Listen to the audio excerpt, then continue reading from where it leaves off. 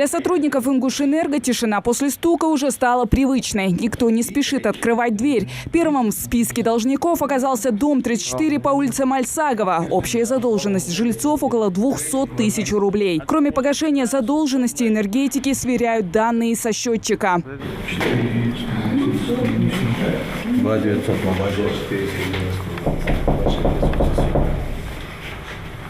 Счетчик не объем рукавицы на 2000.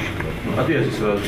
Время платить по счетам. У жителей Магаса самый высокий долг за электричество по сравнению с другими городами Ингушетии – свыше 300 миллионов рублей. Это объясняется тем, что абоненты часто ссылаются на своих арендодателей. Жилье им не принадлежит, так что платить они не хотят. Или же жильцы просто не открывают двери. Из 50 квартир, что обошли, контролеры открыли лишь 2. И то это оказались добросовестные абоненты.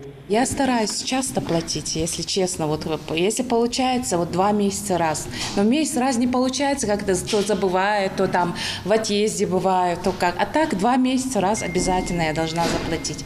Потому что это строго для меня, чтобы не нервничать, не переживать лишний раз.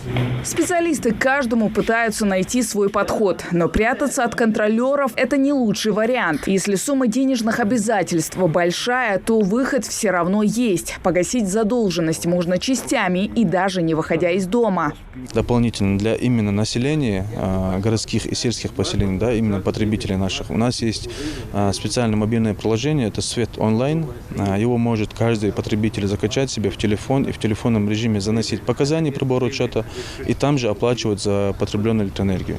Это очень удобно. Никто им завышать объем электроэнергии не будет, показать показания прибора учета. Всего в республике свыше 70 тысяч потребителей «Ингушэнерго». Хоть контролеры регулярно проводят рейды, но обойти всех за месяц не получается. Оплатить свои счета за услуги ЖКХ в интересах самих же абонентов. После 3 месяцев задолженности энергетики вправе подать в суд. Проводим взыскание, делают судебные приставы.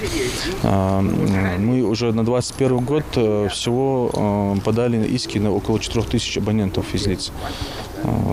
Это да, есть, конечно, результаты с этим, но все равно, когда счета блокируют судебные приставы и снимают денежные средства со счетов, да, с карточек или с пенсии, или со что-то еще, это же в любом случае неудобно, и для потребителей самих неудобно.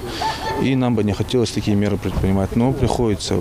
Долг абонентов за электричество в республике составляет больше 2 миллиардов рублей. Из-за злостных нарушителей страдают добросовестные абоненты. А ведь полученные средства – это дополнительный источник, чтобы улучшить качество предоставляемых услуг. Хава Газикова, Мухаммад Дидигов. Новости 24.